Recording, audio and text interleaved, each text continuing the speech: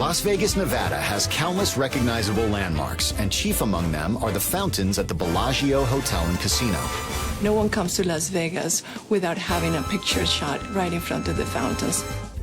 I think that guests always come and experience the fountains and they feel a true sense of amazement. It is a unique experience. You hear the music, you hear this incredible sound of just this explosiveness.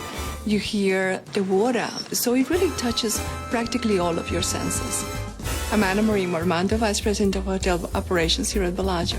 Since hotelier Steve Wynn opened it in 1998, the Bellagio has strived to stand out from the rest of the hotels on the Strip by evoking a sense of romance inspired by its namesake town in Italy. Bellagio is a town on the Lake of Como in Italy, so bringing the water feature was an important factor. Bellagio was a new interpretation of Las Vegas.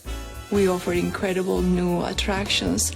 One of them, absolutely, the Fountains of Bellagio. The fountains are impressive, but what really makes them revolutionary is the intricate choreographing which is unique to each song they play. I think with the idea of connecting the fountain music to a particular choreography, it just presented a great chance for us to be truly unique. Wet had already created a wonderful reputation for themselves, being such innovators, so it was a great opportunity for the collaboration.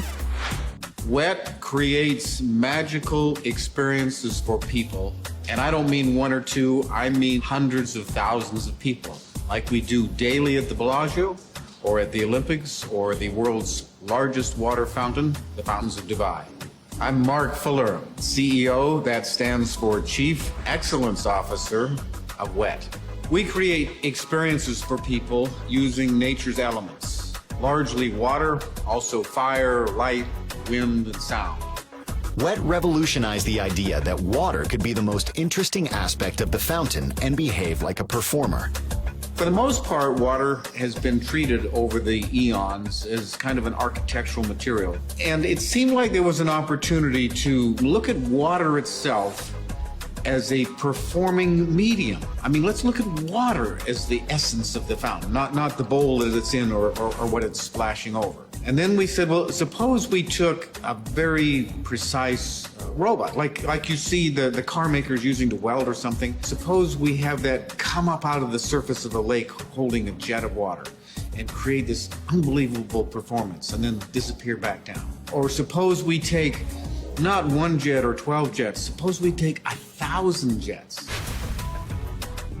WET had been in business over 15 years before we did the Bellagio, but Steve Wynn approached us and he said, Mark, I want to create something here in Las Vegas that really separates the people who are enjoying it from being in Las Vegas. It has to be incredibly romantic.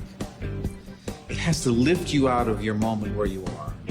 By the way, Mark, it has to be the biggest thing you can ever imagine doing in your lifetime. And so just about 3 years to the day, we opened the Fountains of Bellagio. We knew from the beginning it was going to be something pretty amazing, but we couldn't really predict how people were going to react to it. This is one of the best things of Las Vegas. The fountains are just amazing to look at. It's definitely something that needs to be seen. The fountains are what everyone talks about. In fact, the Fountains of Bellagio not only define Bellagio, they define at least Las Vegas, and I think I can say they define the very interpretation of the word fountain in our lifetime. The process of creating a WET feature is an interesting one and not altogether linear. A client will come to us and we'll get our creative designers together and we'll brainstorm all sorts of different ideas. What about this? What about that? And then we'll figure out what we need behind the scenes, you know, in terms of equipment and robots and control systems and stuff. And then comes one more wonderful creative moment, which is where we choreograph the fountain. Choreographing a fountain is very technical in one hand, and then you have to make sure that you're creating something magical off of that to create something extremely fluid. So when we go back to choreograph a new show for the Bellagio fountain, the process starts with selecting the song. Once we agreed on the song, then the dry programming process starts. The software that we're working with is called Virtual WET. It allows us to look at the choreography, why the computer is actually thinking of it. And I can move the planes, I can look around how it looks from different angles. Also, we can introduce different physical conditions like weather conditions, like wind, and see how does that affect the streams. So it helps us not just to create a choreography, but also to look at it with the constraints that we're going to have on site. Once the programming is finished, it takes many people behind the scenes to keep the fountains in tip-top shape. It takes a team of extraordinary professionals, well over 30 of them, to maintain these fountains on a daily basis, to ensure that every single performance meets the standards that we all agreed on. We have engineers, we have pool analysts, we have divers. Their maintenance makes it happen every single day. All right, Kirk, go ahead and fire SCRI 10. And no air bubbles, a success. Good job, you guys. Thanks to everyone involved, the fountains at the Bellagio continue to astound people on the Las Vegas Strip, creating a performance they'll never forget. The Fountains of Bellagio, of course, is composed purely of water. But you know, there is one specific part of that water that is the most special to me. Because as many times, and I guess it's in the thousands, that I've been there at the Fountains of Bellagio as they perform, I now turn my back on them, and I look into the faces of the people watching over my shoulder.